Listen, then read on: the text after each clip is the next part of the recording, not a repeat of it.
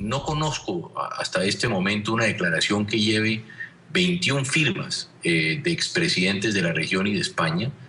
Creo que este es un documento histórico pidiendo todo el respeto a los derechos humanos y a las libertades democráticas en Venezuela, y aspiramos primero que haga curso en la OEA, segundo que abran los ojos, si se puede utilizar esa expresión, a los presidentes de la región que han dejado absolutamente solo a Venezuela. Bueno, ahí están las declaraciones del expresidente de Colombia, el señor Andrés Pastrana. Y sin duda que la cumbre de Panamá que comienza mañana, o la precumbre que comienza mañana en la ciudad de Panamá, ya está haciendo noticias. Y ahí está el expresidente Pastrana anunciando que va a presentar una carta al gobierno del señor Varela, que es el gobierno panameño, junto con otros 21 presidentes de la América Latina y de España, pidiendo que esta cumbre pues sea una cumbre democrática. Le damos la bienvenida a alguien que analiza estos temas todo el tiempo, el señor José Venegas, escritor y analista político, que acaba de básicamente editar este libro, que es muy a propos, 10 ideas falsas que favorecen al despotismo. Así que muchas gracias, señor Venegas. Y gracias también a alguien que conoce muy bien lo que está pasando en Venezuela, al ex embajador, el señor Diego Arria, que está directamente en la Dominicana y que viaja mañana para Panamá a asistir a esta cumbre. ¿Cómo estás, Diego?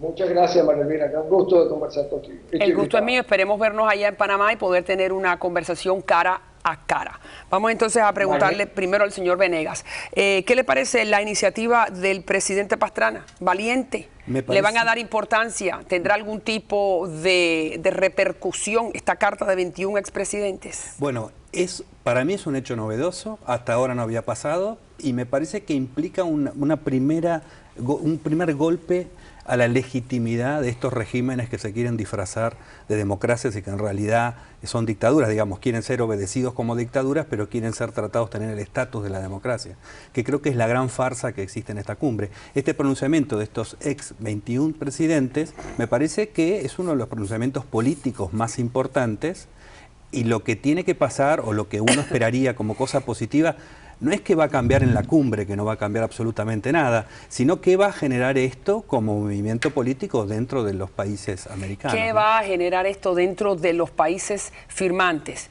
Argentina, Bolivia, Chile, Colombia, Costa Rica. ¿Qué podría generar si estos gobiernos tienen izquierdas importantes internas? Y aquí está el resto, El Salvador, España, México.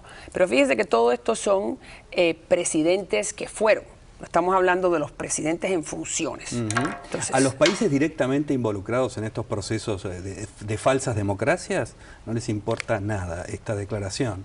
Lo importante es que el resto de los países y el resto de los sectores políticos que han estado callados hasta ahora vean que hay unas voces que no están dispuestas a mantener el silencio. Eso es una novedad. Ok, Diego, entonces significa que hay una preocupación importante por su país, porque son la alteración democrática. Y fíjese que el énfasis es sobre Venezuela.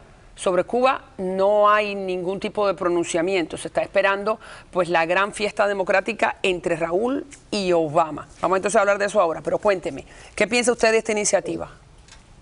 Yo comparto lo que dice tu invitado. Hemos estado 16 años muy solos.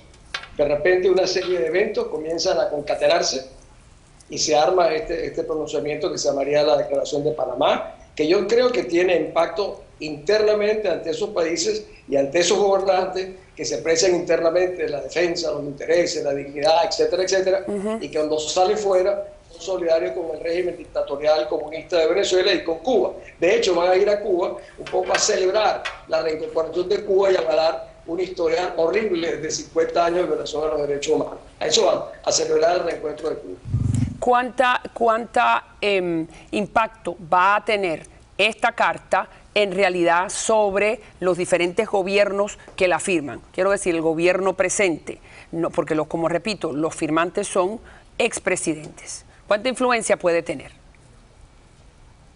¿Es a mí? Sí, a ustedes. Yo creo que lo coloco en una situación interesante y delicada, porque esto tendrá que manejarse internamente en los procesos de opinión pública y van a quedar muy deslucidos todos estos presidentes que me aparecen solidarios con Maduro, solidarios con los tiranos. No son solidarios, por cierto, con el pueblo cubano, son solidarios con los tiranos de los Castro, no son solidarios con los venezolanos, son solidarios con Maduro. O sea, es una situación particular y, como decía tu invitado, es una situación nueva que va a generar para mí con situaciones muy interesantes y yo creo muy productivas para lo que queremos rescatar a libertad.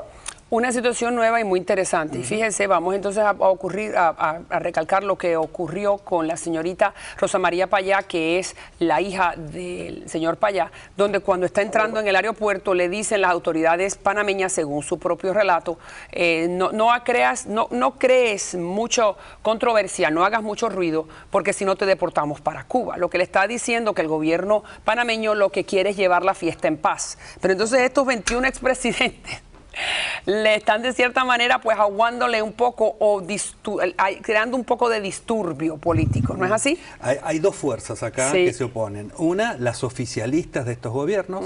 El hecho de que Panamá tome una medida de ese tipo es bastante grave. ¿Medida de qué tipo? De restrictiva o de decirle a quien expresa la oposición dentro de un país totalitario como es Cuba, que fuera de Cuba también tienen que cuidarse. No, yo creo que era un error burocrático, pero bueno. Más allá, pero eso representa a una de las fuerzas, y la otra fuerza son estos 21 presidentes. Hay una gran pelota en esta discusión, en este partido, que es la pelota de la legitimidad. Bien. A estos gobiernos les preocupa mucho ser deslegitimados, por eso trabajan tanto en función de su propaganda y en función de disfrazarse de democráticos y además de representar la legalidad, y se preocupan tanto cuando los acusan de violar derechos humanos. ¿Qué es lo mejor que podría pasar? La carta va a ser entregada al gobierno de Varela, sabemos que usted va a estar allá, Pastrana también va a estar en Panamá, no necesariamente todos los firmantes, pero ahí está la presencia, el espíritu de la carta está sobre la cumbre. ¿Qué es lo mejor que podría pasar, Diego? Bueno, fíjate, esta carta es como el gorila en el cuarto. Va a ser imposible desconocer el contenido de esa carta, porque los propios presidentes se ocuparán de circularla, estará por todas las redes sociales. Esto va a ser, yo diría, ojalá una especie de balance con esta fiesta que, como tú dices, están armando un grupo de presidentes latinoamericanos para celebrar el regreso o la reincorporación de Cuba. ¿Usted cree que alguno de los presidentes en funciones haga algún tipo de sugerencia o de mención sobre esta petición de la alteración democrática en Venezuela? Tipo así como vimos en un momento el rey de España que le dice al presidente Chávez, ¿por qué no te callas? Dígame, ¿qué prevé que podría ocurrir? Y las declaraciones del canciller de Uruguay, que me parecieron muy interesantes, donde apunta su preocupación por la afectación de los derechos humanos en Venezuela. Si yo tuviese que especular, diría que Uruguay puede decir algo. ¿Cuánto peso? No lo sé, pero creo que eso podría abrir una discusión interesante. Ok, Uruguay, ¿qué espera usted? Podría llegar a abrir una brecha, ¿no? Ya Uruguay ha tenido problemas con la Cancillería venezolana, y sería interesante, cualquier quiebre en esta puesta en escena de un gran acto de propaganda significaría una mancha para este plan. Dígame qué tipo de quiebre podría ser eso. Dime un ejemplo. Un pronunciamiento de alguno de los asistentes. Bien. O que tenga gran repercusión en la prensa mundial el hecho de que estén los sectores opositores y estos expresidentes pronunciándose así. Digamos, al querer hacer un gran acto de propaganda, eso también es una debilidad de este plan, ¿no? Que fíjese, también hay que recordar que Panamá, y bajo el gobierno del presidente Martinelli, Panamá es uno de los que le presta la silla a la oposición, en ese caso ustedes, la oposición venezolana, para levantar la voz. En este caso, no sé cuál es su opinión sobre el gobierno de Varela. Yo le pregunté a la vicepresidenta si ellos estuvieran también dispuestos a prestar la silla y no hubo una respuesta contundente. ¿Qué piensa usted en este caso sobre la presidencia de Varela? A mí me preocupó mucho la noticia de la hija de Osvaldo Payá. Me pareció un mal presagio, me pareció que estaban sobrecuidando al régimen cubano, que no lo querían alterar de ninguna manera. Yo te diría una cosa, algo que a mí me llama la atención, me parece muy triste, es que el único país que parece preocuparse por qué sucede con los derechos humanos, tanto en Cuba como en Venezuela, sean los Estados Unidos. Yo creo que, por ejemplo, si uno de los cancilleres o presidentes tomara el tema para intentar de cierta manera restregarles en la cara este hecho de los latinoamericanos, pudiesen generar, no sé qué piensa el invitado porque está de acuerdo con lo que viene diciendo, yo creo que eso puede ser muy interesante, porque realmente es una vergüenza que sean los Estados Unidos los únicos que le digan a Cuba que tienen que resolver problemas de derechos humanos y a Venezuela, y el resto de los latinoamericanos simplemente son solidarios con los tiranos cubanos y con los tiranos venezolanos. Por eso le dije que desgraciadamente sabemos que la historia indica que los pueblos latinoamericanos hemos estado huérfanos o solos, como dice usted, cuando los otros hermanos latinoamericanos ven que hay una dictadura en nuestra casa y no levantan la voz. Pero no es la primera vez, ¿no es así?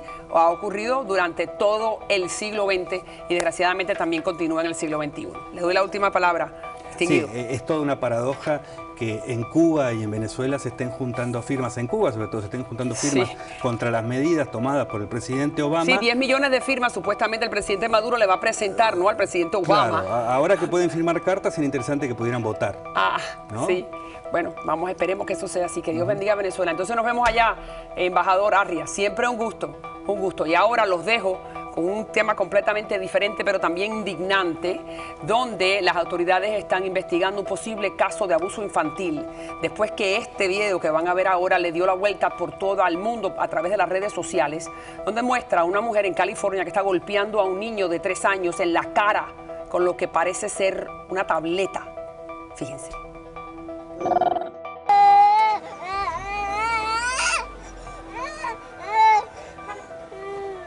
Here, shut up.